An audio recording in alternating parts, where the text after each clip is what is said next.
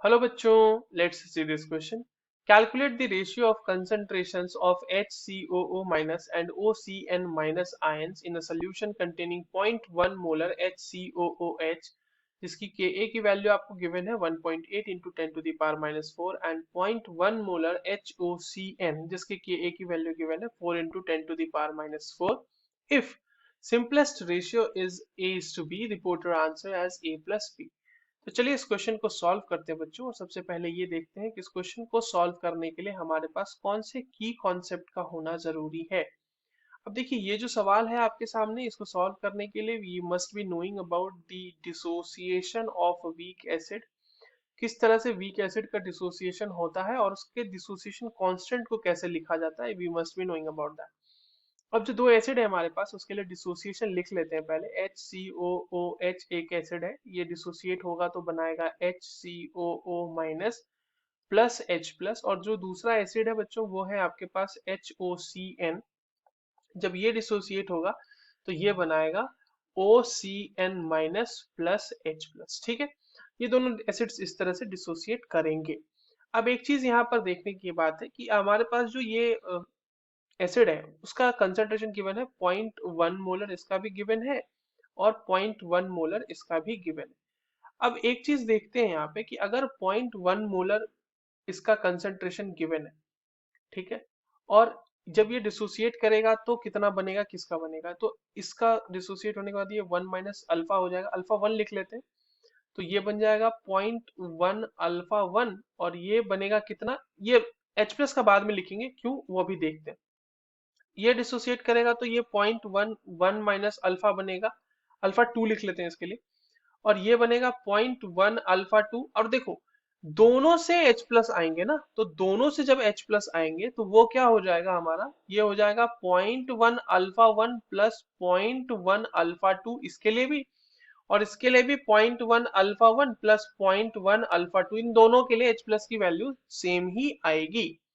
अब आइए, इसके लिए के ए की वैल्यू लिखते हैं और उसके लिए भी, दोनों के लिए.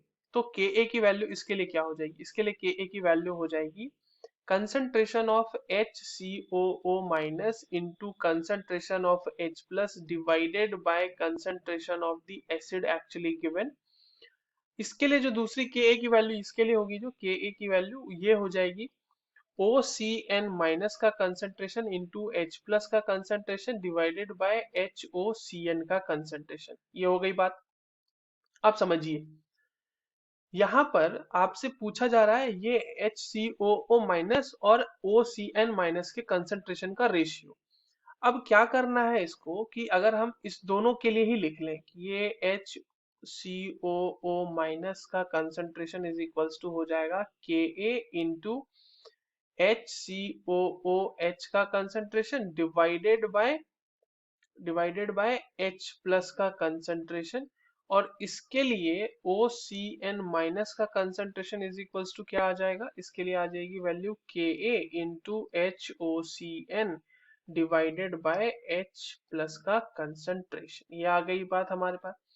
अब इन दोनों को डिवाइड कर देना है, इन दोनों के कंसंट्रेशन को आप डिवाइड कर दे तो वो रेशियो आपको निकल जाएगी. ये रेशियो ही तो 1:B दिया हुआ है ना. अब देखो, क्वेश्चन में हमारे पास गिवन है कि ये A है और ये B है, इस तरह से मानने के लिए दिया हुआ है, यही हो जाएगा हमारा A:B का रेशियो. तो A:B हमारा अगर आने वाला है तो वो आ जाएगा इस तरह से OCN minus, that will be equals to जो Ka1 की Ka1 इसको Ka1 दे देते हैं, थोड़ा ज्यादा अच्छा रहेगा हमारे लिए इसको दोबारा लिखने में. तो Ka1 और Ka2 दे दिया हमने वैल्यू. Ka1 और Ka2 दोनों की वैल्यू भी क्वेश्चन में गिवन है.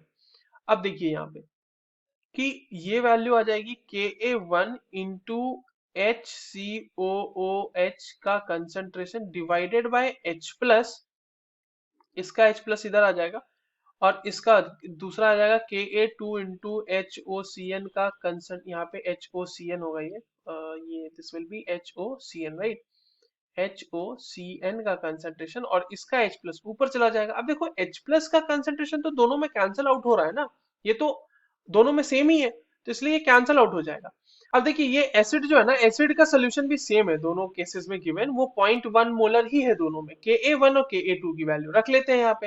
तो Ka1 की वैल्यू हो जाएगी 1.8 इंटू 10⁻⁻⁴ इंटू 0.1, जो कि आपके पास एसिड का सोल्यूशन दिया हुआ है, और डिवाइडेड बाय 4 इंटू 10⁻⁴ इंटू 0.1। अब 0.1 से 0.1 कैंसिल हो गया। अब इस ये जो वैल्यू है ये आ जाएगी आपकी 1.8/4, जो कि आ जाएगी 9/20। अब देखिए ए इज टू बी हमारे पास आ चुका है, ए इज टू बी आ चुका है हमारे पास 9/20। हमसे ये पूछा जा रहा है कि a प्लस बी बताओ, तो a प्लस क्या हो जाएगा B, 9 plus 20, that will be 29, so 29 will be the actual answer for this question. I hope you understood this well. All the very best.